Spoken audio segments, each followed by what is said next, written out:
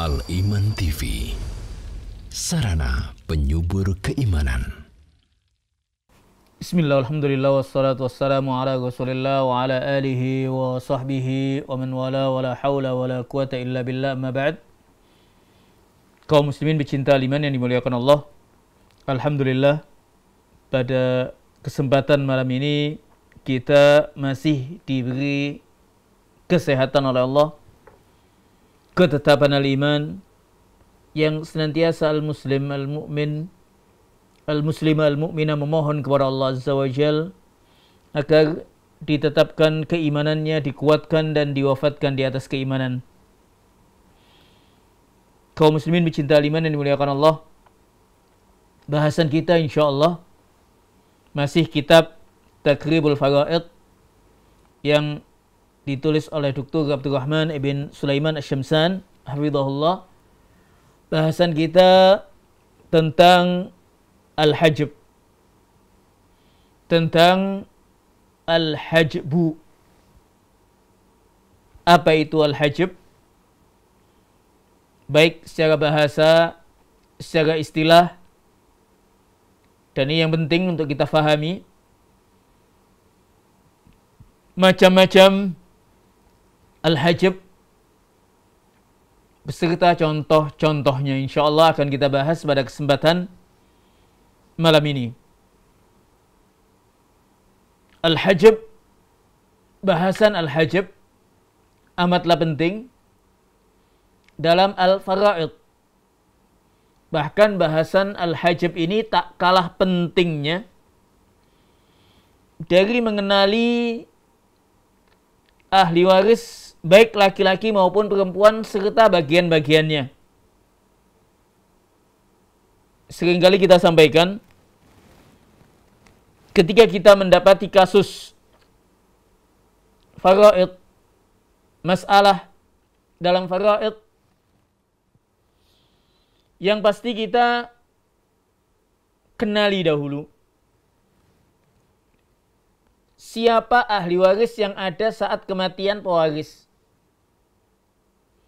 Mengenali ahli waris ini, bahasan telah kita sampaikan melalui kitab, baik ahli waris laki-laki maupun perempuan. Dan ini amatlah penting dan mendasar ketika seorang dihadapkan masalah faraid, kasus faraid, mengetahui ahli waris. Siapa saja ahli waris yang ada hubungan dengan pewaris dan berapa hak-hak bagiannya. Adapun al-hajb amatlah penting bahasannya, tak kalah pentingnya dengan bahasan mengetahui ahli waris dan bagian-bagiannya. Karena dengan mengetahui al-hajb, maka seorang akan mengetahui apakah ahli waris tersebut berhak atas peninggalan ataukah tidak. Ini dengan al-hajb. Dengan kita mengetahui bahasan al-hajb, kita bisa mengetahui apakah ahli waris yang bersangkutan berhak atas warisan, tidak ada penghalangnya, ataukah ada penghalangnya. Yaqul al-muallif hafizahullah tentang al-hajb. Yang pertama, definisinya. Qal al-hajbu lughatan al-man'u wa yuqalu hajabtuhu an kada mana'tuhu. Secara bahasa, al-hajb adalah menghalangi, terhalang. Makanya dikatakan hijab. Mar'ah itu hijab. Mar'ah ketika menggunakan hijab, artinya dia terhalang dari laki-laki yang memandangnya nantinya. Hijab, misalkan di sebagian masjid ada menggunakan hijab antara laki dengan perempuan, itu dikatakan hijab. Karena dengan hijab itu terhalang untuk memandang ke soft bagian perempuan. Jadi al-hajbu secara bahasa itu adalah penghalang atau terhalang. Hajabtuhu ay mana'tuhu. Hajabtuhu ay mana'tuhu. Aku menghalangi dia untuk melihat atau semisalnya. Allah Azza wa Jal berfirman dalam surat Al-Mutaffifin, kalla innahum an rabbihim yawma idzin la mahjubun. Muallif menyebutkan ayat ini. Ayat ini dijadikan dasar hajab secara bahasa. Kalla innahum, sesungguhnya mereka yang dimaksud adalah al-kufar yang tidak beriman kepada Allah. Yauma idzin ar-rabbihim yauma idzin la mahjubun. Mereka sungguh terhalang dari melihat Allah Azza wa Jal. Jadi al-kufar ini dalam masalah akidah, sebagian ulama sunnah menetapkan bahwasanya al-kufar la yarawna Allah Azza wa Jal, tidak melihat Allah karena mereka finnar. Dan di sana ada pendapat-pendapat yang lain. Al-Imam Syafi'i menyebutkan kaitan dengan ayat ini, istimbat dengan ayat ini, kaitan dengan akidah, bahwasanya al-mu'min yara rabbahu yaumal qiyamah atau fil jannah. Jadi al-mu'min akan mendapat karunia melihat wajah Allah, dan ini di surga kelak, ya. Di surga kelak al-mu'min akan memandang wajah Allah.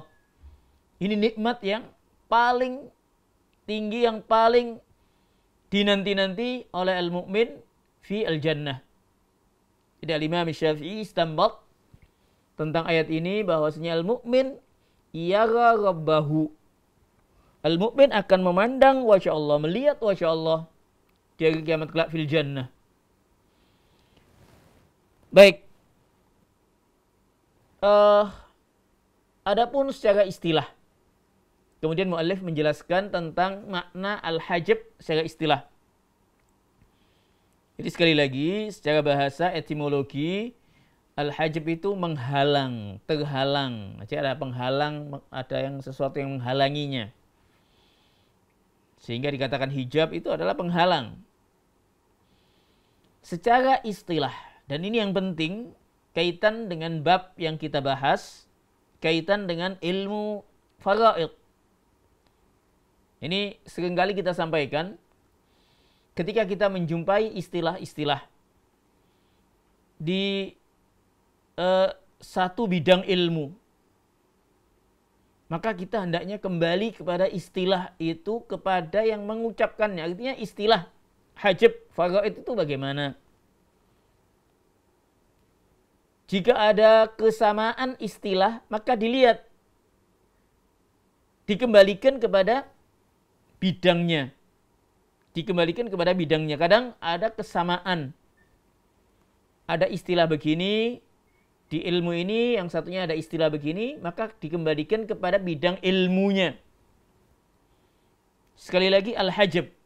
Istilah al-hajab dalam faraid dikatakan oleh muallif, man'ul warisi minal irsi kullihi au ba'dih. Minal irsi kullahu au ba'dah. Terhalangnya ahli waris dari hak warisan.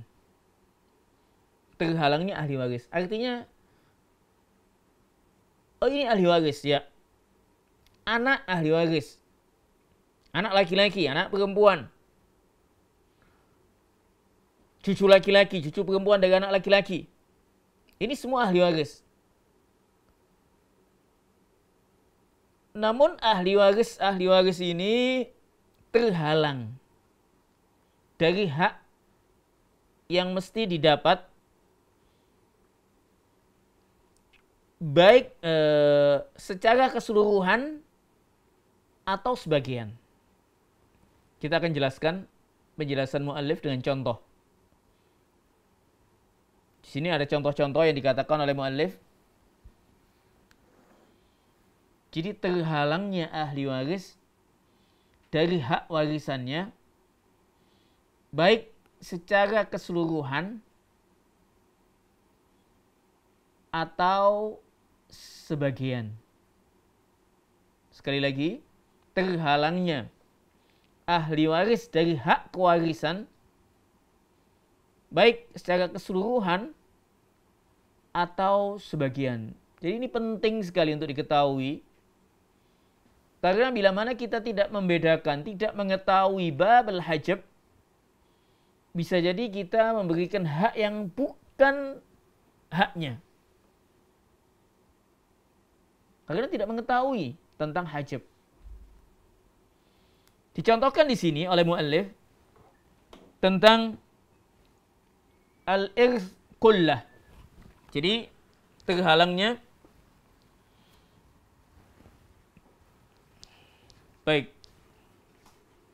terhalangnya ahli waris dari hak kewarisan baik secara keseluruhan maupun sebagian. Yaqul muallif, dicontohkan di sini kaitan dengan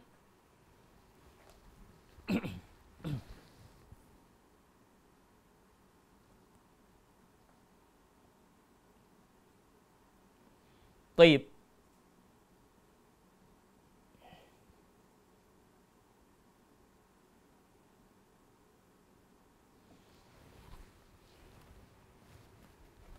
Seorang meninggalkan nenek misalkan sama anak laki-laki.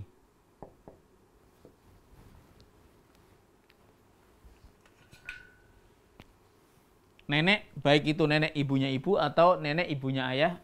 Intinya ada nenek, ada anak laki-laki. Bagian nenek 1/6, bagian anak laki-laki asobah.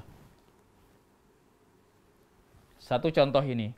Namun ketika kita katakan, kita contohkan, ada nenek, ada ibu, ada anak laki-laki.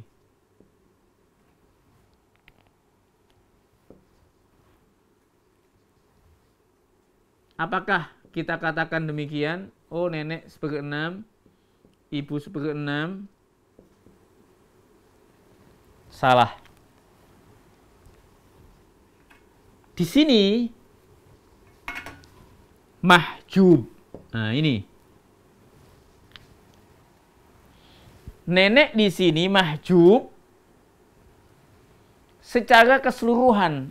Artinya dia tidak mendapatkan hak, terhalang dengan adanya ibu si mayit. Jadi si mayit memiliki anak laki-laki, si mayit memiliki ibu, si mayit memiliki nenek. Neneknya masih ada. Neneknya masih ada. Maka nenek tidak mendapatkan hak dengan adanya ibu. Jadi ibu di sini hajib. Di sini mahjub. Nah, ini istilah dalam faraid, nanti di sini hajib. Di sini mahjub. Nenek mahjub oleh hajib yaitu ibu. Contoh yang lain yang mudah, misalkan seorang punya cucu laki-laki dari anak laki-laki, dan seorang punya anak laki-laki. Atau kita contohkan yang lain dengan ayah, gitu aja dulu.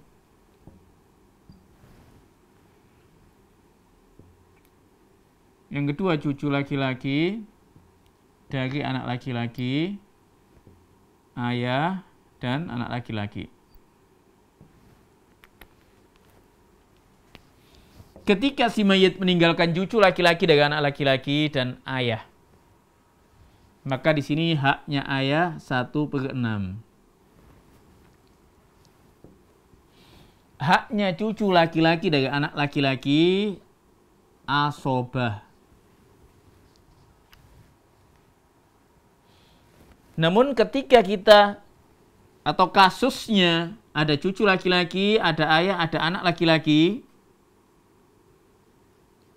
maka di sini 1/6 asobahnya di sini mahjub.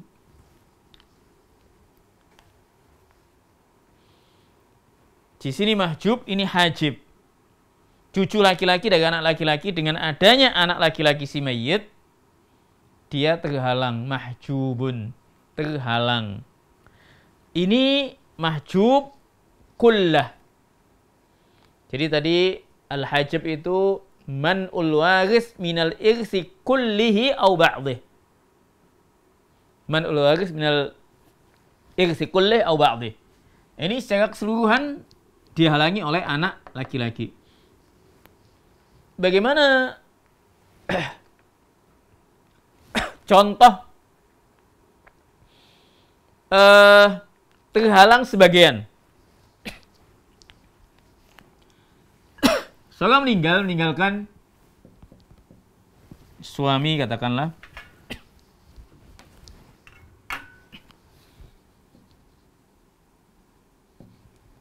suami dengan saudara laki-laki kandung.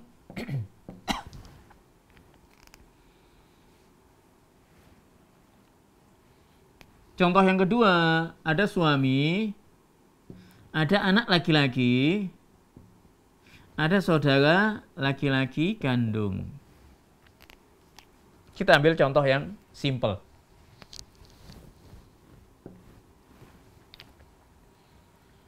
Seorang meninggalkan suami. Bagian suami setengah. Mengapa pada kasus ini tidak ada anak laki-laki atau tidak ada anak, si mayit tidak meninggalkan anak? Saudara laki-laki kandung, asobah. Asobah. Bahasan asobah telah kita jelaskan. Baik. Pada contoh yang kedua, ada suami, ada anak laki-laki, ada saudara laki-laki kandung. Suami bukan setengah lagi, melainkan 1/4. Mengapa? Karena ada anak. Si mayit meninggalkan anak perempuan atau mayit wanita, istri meninggalkan anak. Asobahnya di sini mahjub. Nah, di sini ada dua contoh. Ini mahjub kullah. Jadi ini mahjub kullah secara keseluruhan. Di sini ba'dhah. Sebagian. Artinya, karena adanya anak, dia mendapatkan 1/4. Tidak ada anak, mendapatkan setengah. Ini terhalang sebagian haknya, karena ada anak. Nah, nanti ada istilah yang digunakan oleh mu'allif, ada hajab hirman, nanti kita jelaskan insya Allah.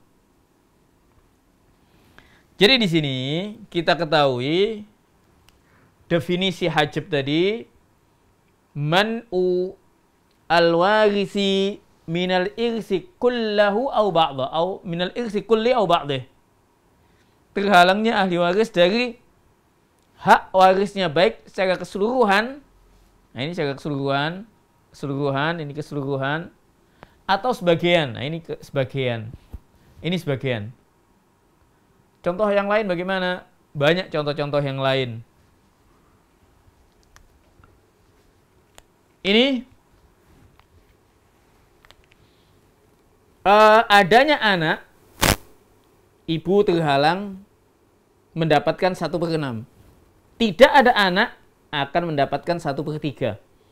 Nah, ini juga tergolong ba'dhah, terhalang sebagian haknya.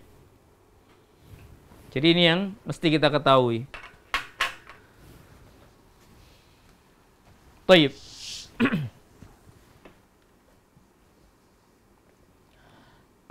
Kemudian dikatakan oleh mu'allif,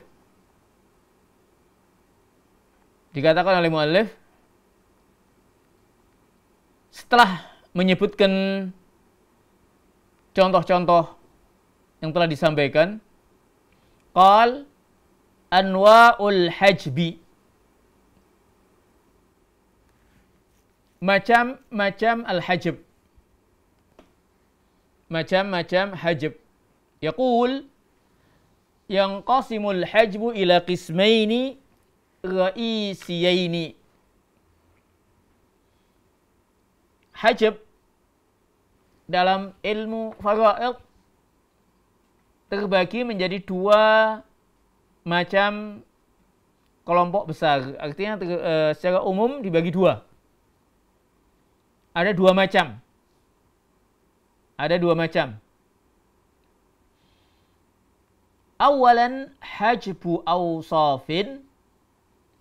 Dan yang kedua nantinya thanian hajbu ashkhasin. Ini istilah-istilah yang memang seringkali kita sampaikan ya. Istilah-istilah yang digunakan oleh ahlul ilmi tidak semuanya ada pada bahasa yang kedua yang kita alih bahasakan. Artinya tidak ada bahasa yang tepat gitu loh. Tidak ada bahasa yang tepat.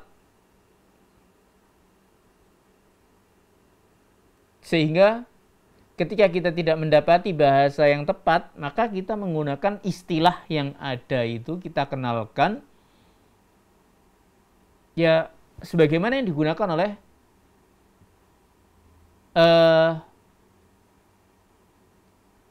ahlul ilmi. Jadi kalau di sebagian bahasa, dalam beberapa referensi bahasa Indonesia, terdinding, terhalang, terdinding, itu hajab atau hajab al-mahjub ya. Ala kullin, istilah yang lebih aman dan tepat sebetulnya al-hajab. Sebagaimana kayak istilah asobah itu lebih aman dan tepat menggunakan kalimat asobah. Karena tidak selamanya mengambil sisa ya nantinya. Baik. Macam-macam hajab ada dua. Hajbu awsafin, hajab dengan sifat. Ini saya menggunakan istilah ini ya, hajab dengan sifat. Karena istilah ini memang sudah banyak disampaikan oleh ahlinya. Istilahnya hajab. Yang tidak mendapatkan warisan karena adanya ahli waris yang lain, istilahnya mahjub nantinya. Hajab dengan sifat, wahwa an yattasifa asy-syakhsu al-mustahiqqu lil mirasi bimani'in min mawani'il irsi. Ar-riqu wal qatlu wa ikhtilafuddin. Hajab dengan sifat yaitu seseorang ahli waris memiliki sifat atau bersifat dengan salah satu sifat salah satu penghalang warisan. Penghalang warisan ada 3 yang seringkali kita sampaikan. Penghalang warisan adalah ar-riqu, budak, al-qatlu, pembunuh, ikhtilafuddin, beda agama. Budak tidak akan mewarisi harta majikannya. Ketika majikannya meninggal, budak bukan ahli waris majikannya. Tapi beda ketika budak yang meninggal, yang sudah dibebaskan, budak yang sudah dibebaskan meninggal, majikan bisa saja mendapatkan hak waris jika tidak ada ahli waris nasab.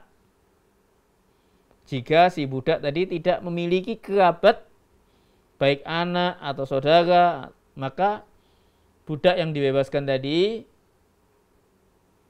yang meninggal, hak warisnya jatuh kepada majikan yang membebaskannya. Jadi budak tidak mendapatkan hak waris dari majikan. Yang kedua, pembunuh, al-qatl. Pembunuh anak, waliyadzubillah, membunuh ayahnya. saudara membunuh saudaranya, waliyadzubillah, maka pembunuh tidak berhak atas harta yang dibunuh, yang masih ada hubungan nasab ya. Dalam kaidah dijelaskan, man istajala syai'an qabla awanihi uqiba bihirmanih. Siapa yang segera ingin mendapatkan sesuatu sebelum waktunya, maka dia akan terhalang untuk mendapatkannya. Ketika anak waliyadzubillah membunuh orang tuanya, maksudnya apa? Untuk segera mendapatkan warisan. Maka tidak dibolehkan mendapatkan warisan. Al-qatil la yaris. Jadi yang pembunuh tidak akan mendapatkan warisan. Yang ketiga adalah beda agama. Dan ini patut ditanyakan ya ketika kita dalam masalah, apalagi di negeri kita atau di negeri yang lain ya. Kadang yang demikian ini tidak sempat ditanyakan, namun hakikatnya wajib ditanyakan. Kalau ada beda agama antara pewaris dengan ahli waris, maka tidak saling mewarisi, tidak saling mewarisi keduanya.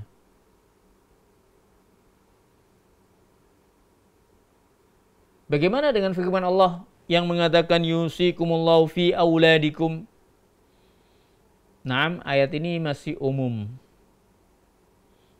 Allah menjelaskan yusikumullahu fi auladikum, Allah mensyariatkan kepada anak-anak kalian. Tidak ada ketentuan di dalam ayat ini al-Islam, namun An-Nabi SAW menyebutkan dalam hadis yang diriwayatkan oleh Imam Malik dan yang lainnya, la yarisul muslimul kafira walal kafirul muslimah.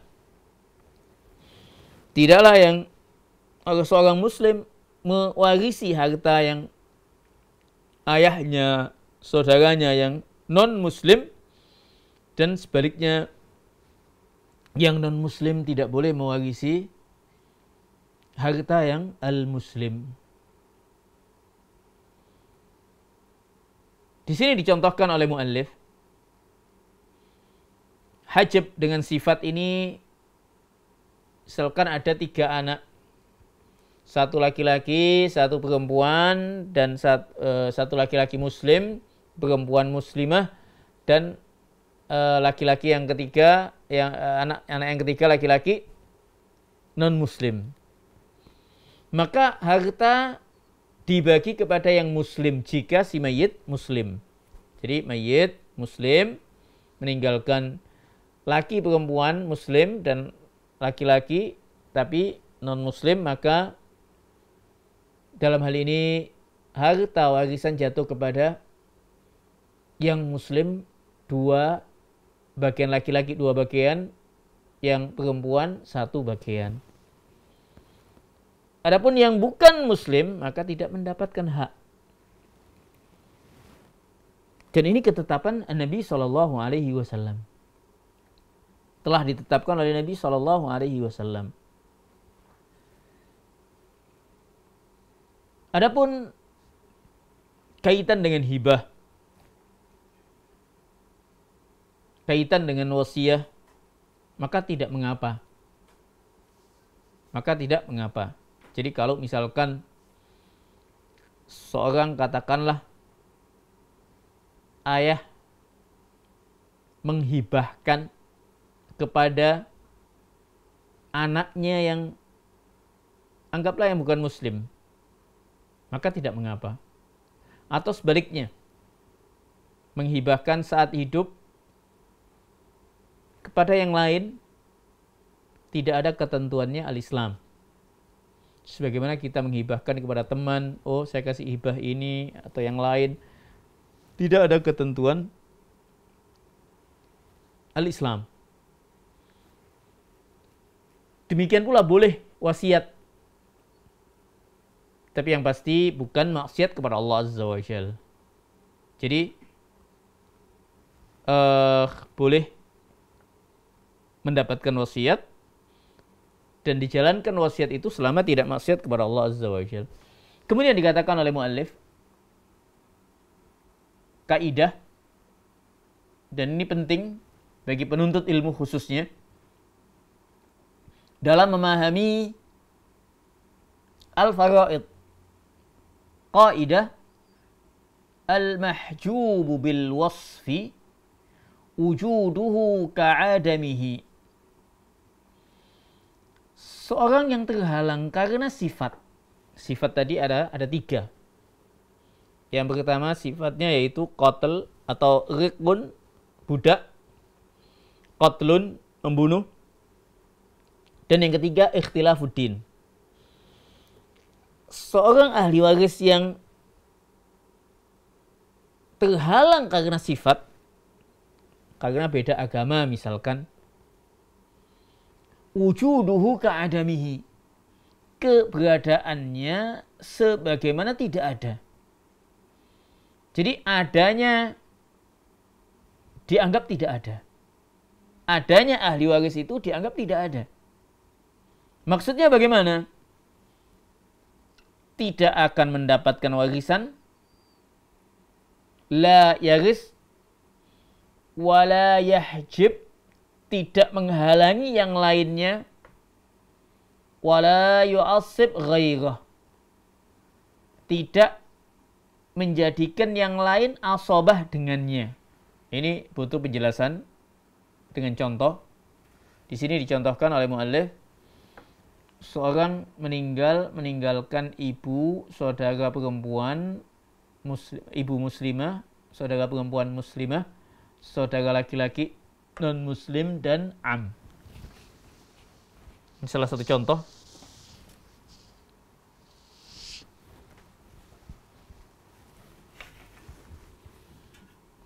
Dan faraid ini mesti banyak kita fahami dengan contoh-contoh. Halaka halik, ibu.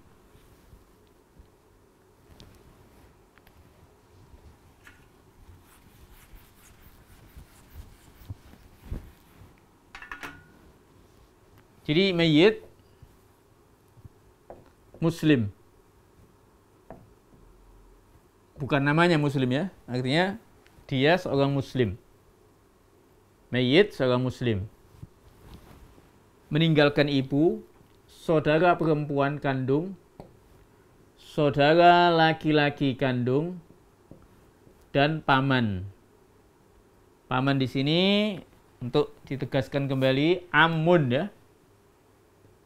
Amun.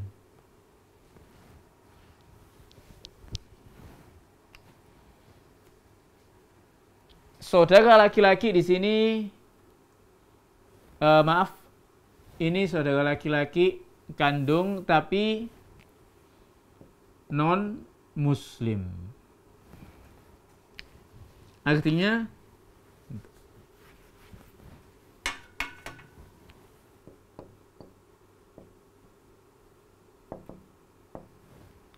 kemudian ada paman ya.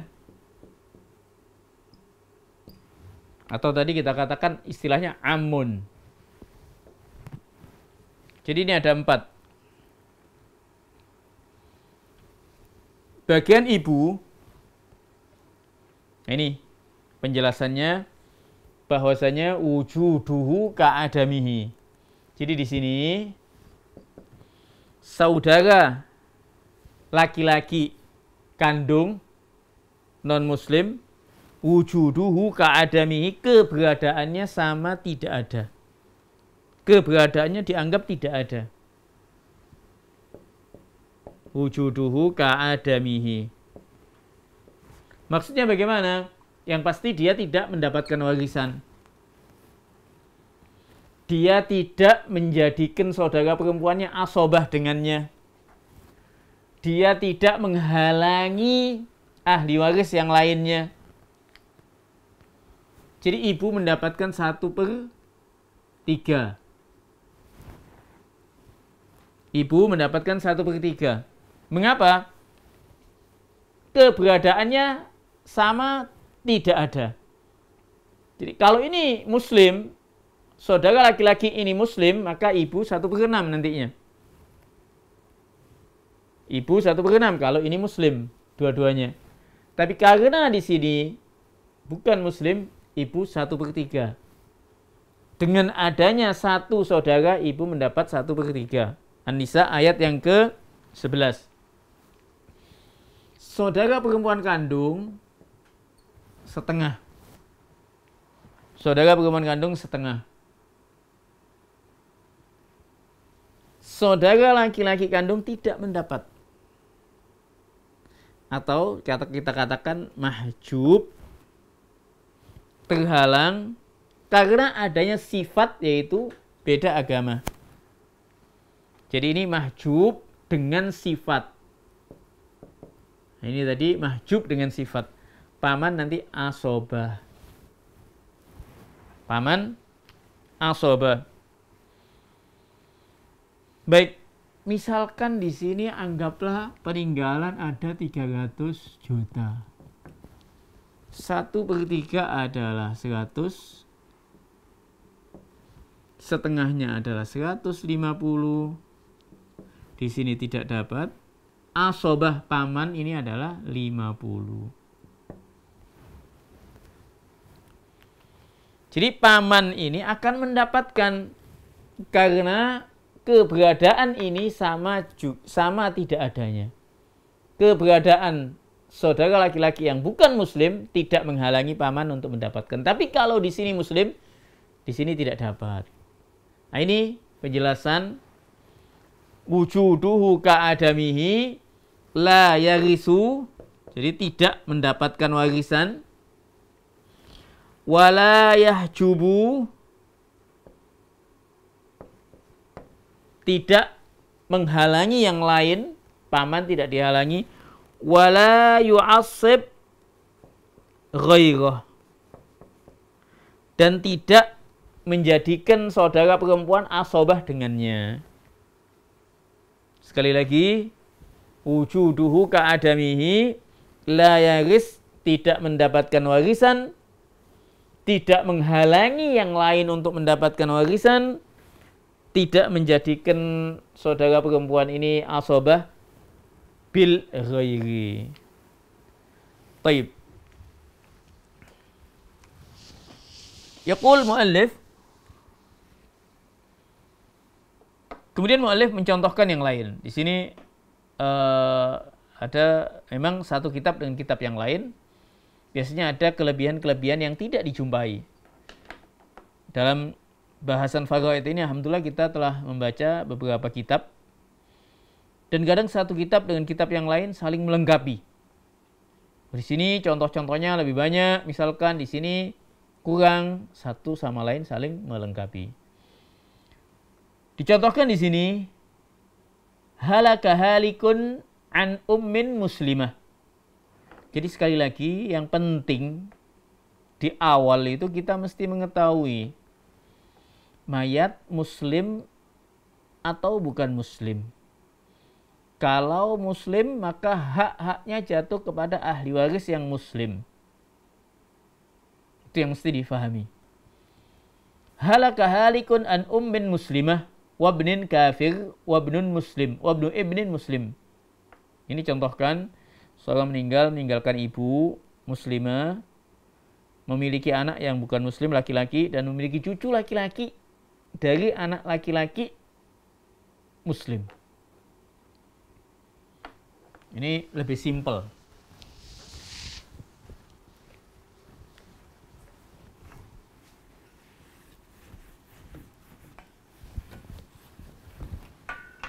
Jadi ada ibu, ada anak laki-laki, ada cucu laki-laki dari anak laki-laki. Tapi anak laki-laki ini non. Anggap atau misalkan anak laki-laki ini pembunuh.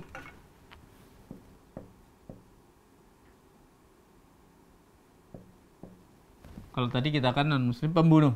Ini ada sifat. Artinya waliyadzubillah dia yang membunuh ayahnya. Si mayit meninggalkan ibu.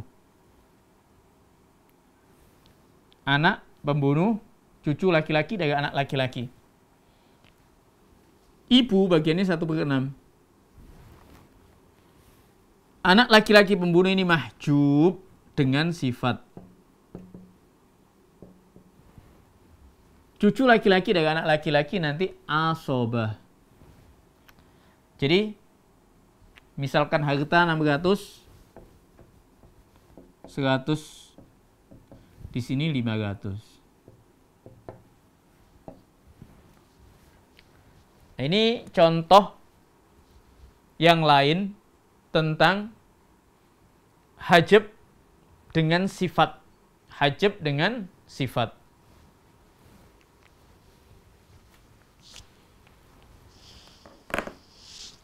Taib, dikatakan di sini oleh muallif contoh yang ketiga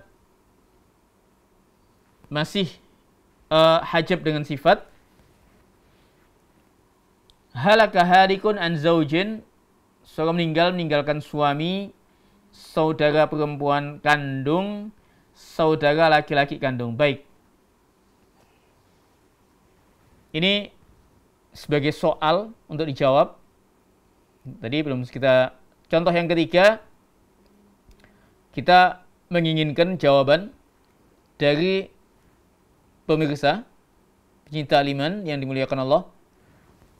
Seorang perempuan meninggal, sekali lagi ini sebagai soal dan sangat mudah ya.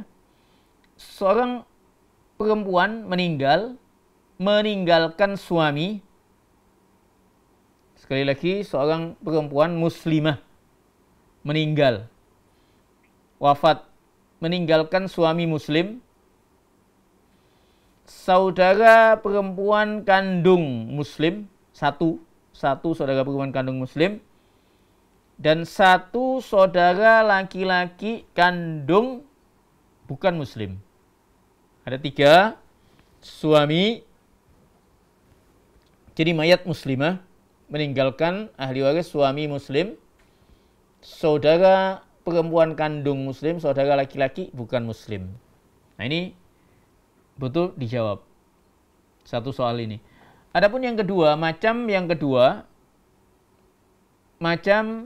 hajab yang kedua adalah hajab dengan seseorang. Nah, tadi sudah kita contohkan ya, hajab dengan seseorang ada 2 macam nantinya. Jadi hajab dengan seseorang itu apa? An yujada syakhsun yamna'u akhar min mirasihi kullihi aw ba'dih, min mirasihi kullahu aw ba'dah. Jadi adanya ahli waris yang lain yang mencegah dia untuk mendapatkan hak warisnya baik secara keseluruhan atau sebagian. Tadi kita contohkan ada ibu, ada nenek. Nenek dalam hal ini hajab terhalang oleh ibu. Hajab hirman nantinya, terhalang secara keseluruhan. Ada ayah dan saudara laki-laki kandung. Si mayit meninggalkan ayah. Si mayit meninggalkan saudara laki-laki kandung. Harta peninggalan jatuh kepada ayah. Saudara laki-laki kandung mahjub, hajab hirman, terhalang oleh ayah. Oleh ayah si mayit secara keseluruhan. Kemudian yang kedua adalah hajbun nuqsan. Jadi hajab dengan seseorang ini, hajab karena ahli waris yang lain, dengan adanya ahli waris yang lain ada 2 macam. Hirman terhalang secara keseluruhan dan nuqsan terhalang sebagiannya. Nah, ini insya Allah contoh-contohnya akan kita lanjutkan pada pertemuan mendatang. Hajab dengan seseorang macam yang kedua ada 2 bagian. Apa itu hajab dengan seseorang? Yaitu adanya ahli waris yang lain mencegahnya dia mendapatkan hak waris, mencegahnya ahli waris yang lain, tercegahnya ahli waris yang lain akan mendapat hak warisnya baik secara keseluruhan maupun sebagian. Insyaallah bahasan ini yang kedua ini ada 2 macam dengan contoh-contohnya akan kita bahas di pertemuan yang lainnya. Wallahu taala a'la wa a'lam. Dukung channel kami dengan like, subscribe, dan aktifkan notifikasi agar kamu tidak ketinggalan video-video menarik lainnya.